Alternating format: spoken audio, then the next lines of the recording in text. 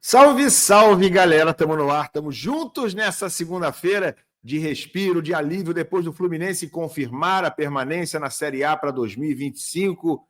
Ainda bem, né, gente? Deu para dar uma respiradinha de ontem para hoje, graças a Deus. E já temos notícias, já temos rescaldo, né? Temos o tal do day after, o dia seguinte, com notícias, quem diria, envolvendo Sul-Americana. O Fluminense está na Sul-Americana e tem notícia boa já sobre o sorteio da Sul-Americana. Temos também algumas imagens, né, bastante marcantes desse domingo, tanto na permanência do Fluminense, quanto numa doce vingança.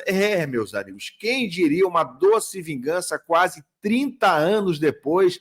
Dá para dizer que os tricolores estão vingados. Você sabe do que eu estou falando? Eu acho que não. E já tem um nome em pauta, já tem reforço na mira do Fluminense para, quem sabe, começar a reformulação para o ano que vem. Já tem o primeiro nome. A partir de agora, comigo, vem.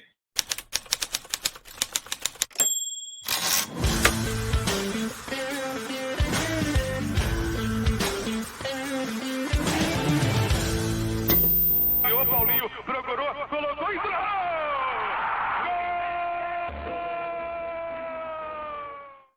Tapete Grená para todos vocês que estão me dando moral, me dando audiência nesses dias. Quero agradecer a todo mundo pelas grandes audiências dos últimos dias, pela live pós-jogo. Estamos já perto dos 60 mil inscritos.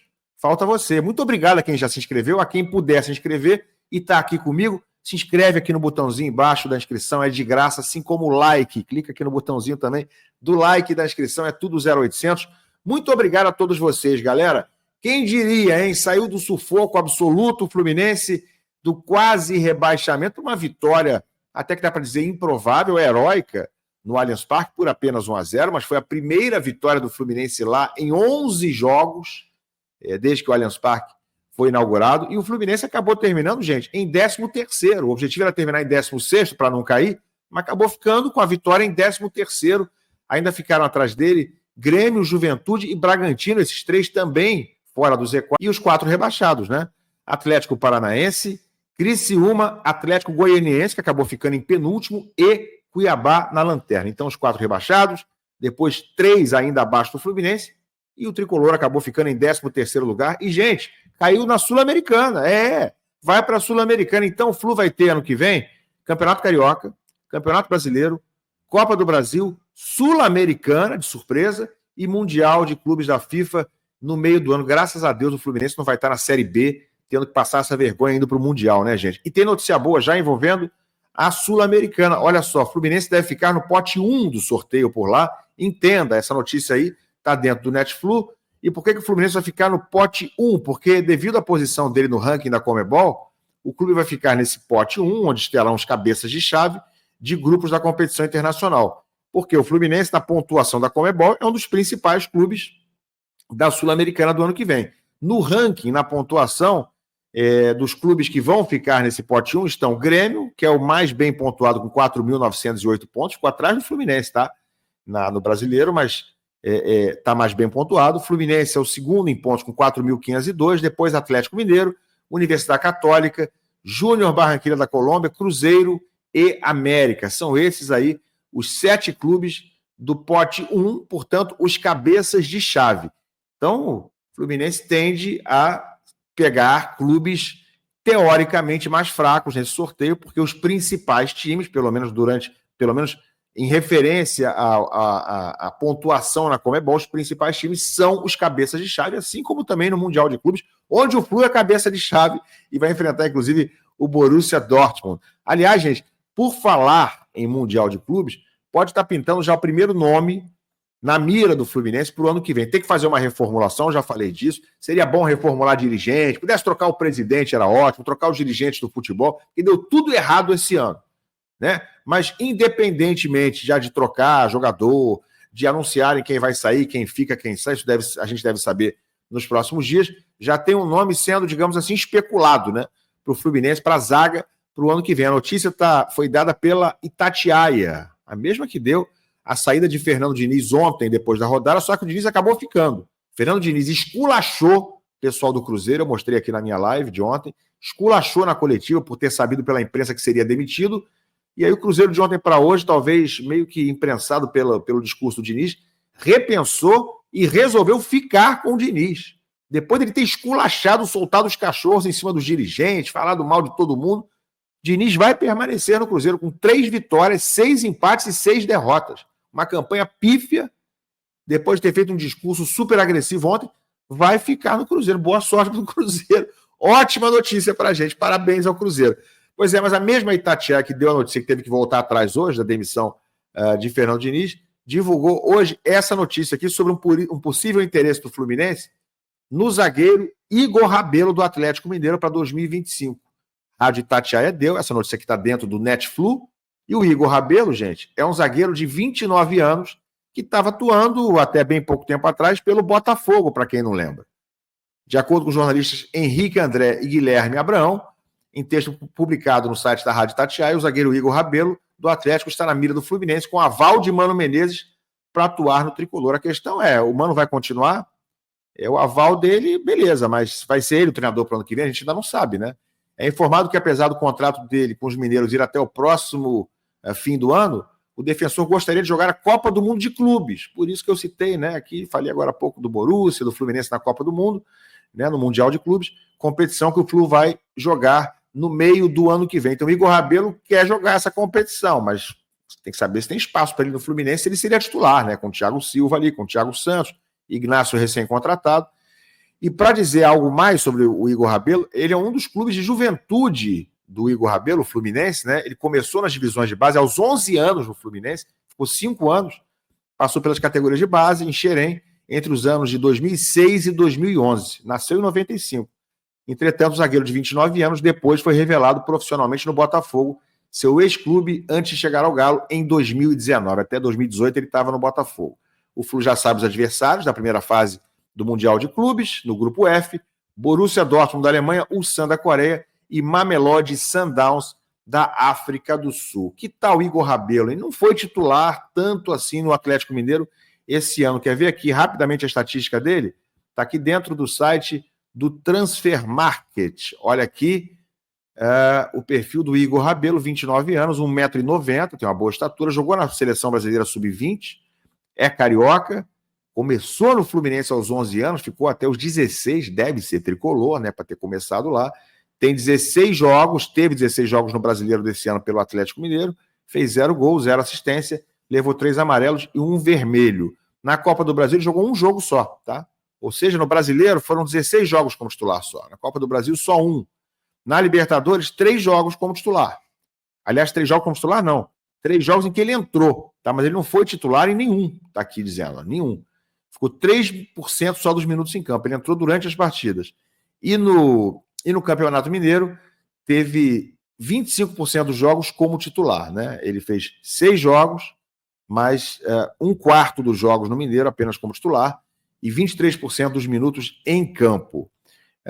E no Brasileiro, também dá para colocar percentualmente, ele foi titular do Galo em apenas 26% dos jogos, ou seja, 1/4. Em cada 4 jogos ele era titular em um deles. O valor de mercado do Igor Rabelo, gente, é de 2 milhões de euros em dezembro agora de 2024. Já foi de 3,5 milhões de euros. Isso aqui a gente está falando de 2022, mas caiu mais ou menos pela metade. Eu acho uma contratação precipitada. Se isso aí realmente for verdade, se o Fluminense estiver de olho no Igor Rabelo, eu acho que é cedo. Tem que definir primeiro se o Mano vai continuar, não vai, quem sai, quem não sai. Tem aí o Ignacio, o Felipe Melo vai embora, Manuel vai embora, acho que isso aí dá para cravar. Mas o Fluminense tem Thiago Silva, tem Thiago Santos, tem Ignacio e quem mais? Vai ter Luan Freitas, vai voltar lá do Paysandu? Não sabemos. Então tem que compor isso aí, tem que fazer um planejamento bem feito, criterioso dessa vez. Então tá muito cedo. Acabou de sair do Campeonato Brasileiro ontem. Tem que primeiro definir como é que vai ser, qual será a comissão técnica e quais são os jogadores que vão continuar no clube para 2025. Tá bom? Gente, falando ainda sobre a redenção de ontem, não é comemorar a permanência na Série A, porque não tem nada para comemorar, né? Pelo contrário, agora começaram já os períodos de cobrança. A gente tem que continuar fiscalizando, cobrando pelo ano tétrico, patético que teve o Fluminense em 2024. O capítulo final foi legal, foi de alívio, foi, graças a Deus, do torcedor tricolor poder viver um fim de ano sem sofrimento, ou pelo menos daqui para frente, né? Do último dia do campeonato para frente, e sim, tentar olhar com otimismo para 2025. Teve uma cena que me chamou muita atenção, acho que de muita gente, talvez tenha sido a cena mais simbólica do que aconteceu ontem no Allianz Parque, mas vale a pena a gente ver, para a gente poder comentar isso aqui, né, e entender como é que estava a aflição dos jogadores também, a apreensão, além do Nonato ter chorado em campo, além do... Em campo ali, eu digo à beira do campo, depois que acabou, sentado no banco de reservas, no chão, além do Mano Menezes ter também se emocionado, chorado quando acabou o jogo, abraçado ali de forma bem apertada, membros da comissão técnica. Além disso, teve essa cena aqui que ficou muito marcada, né, gente? Thiago, olha só, imagens do GE.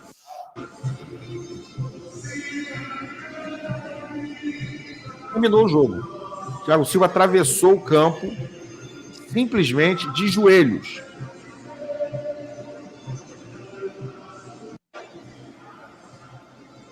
Certamente estava pagando uma promessa, né? Uma promessa particular que ele fez para si próprio, obviamente.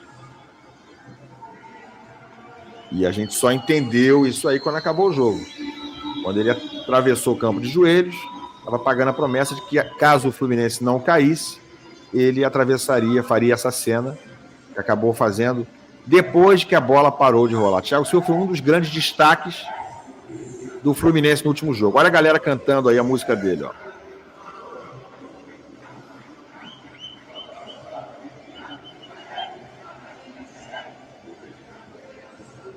Um pouquinho mais para frente, vou avançar para chegar aqui já no finzinho, ó.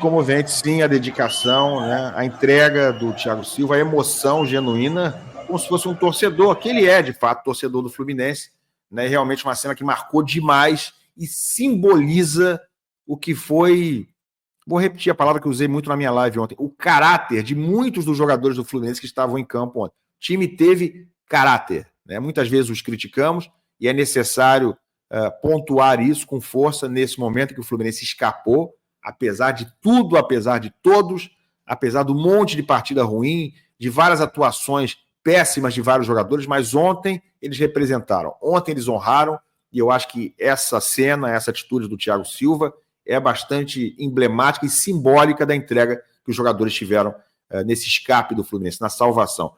E falar em salvação não foi possível para todo mundo, né?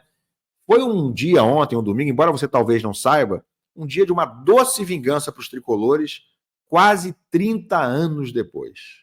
Mais precisamente, 28 anos depois, Atlético Paranaense e Criciúma estão na segunda divisão. Para você que é mais jovem, talvez não signifique muita coisa, mas vou mostrar para vocês uma cena que está no meu Instagram, eu postei lá essa cena, com áudio de uma transmissão na época, num jogo em que o Criciúma venceu o Atlético Paranaense no Paraná, e aí ambos estavam fora do Z4, ambos estavam fora, Z4 não, porque na época era uma outra fórmula, mas enfim, ambos estavam garantidos na primeira divisão para o ano seguinte, para 97, mas com o resultado, com o que foi conhecido como uma entrega do Atlético Paranaense no Paraná, por ter facilitado a vida do Criciúma. Olha o que aconteceu e o Fluminense acabou indo para a segunda divisão. Dá uma olhadinha, isso está no meu Instagram, essa cena, mas eu vou reproduzir aqui para vocês. Olha só a doce vingança tricolor 28 anos depois. Vou botar aqui na tela, vamos embora. 14, o Criciúma passa à frente, vira o jogo. 2-1 para o time catarinense. E termina a partida. O Criciúma se mantém na primeira divisão com esta vitória.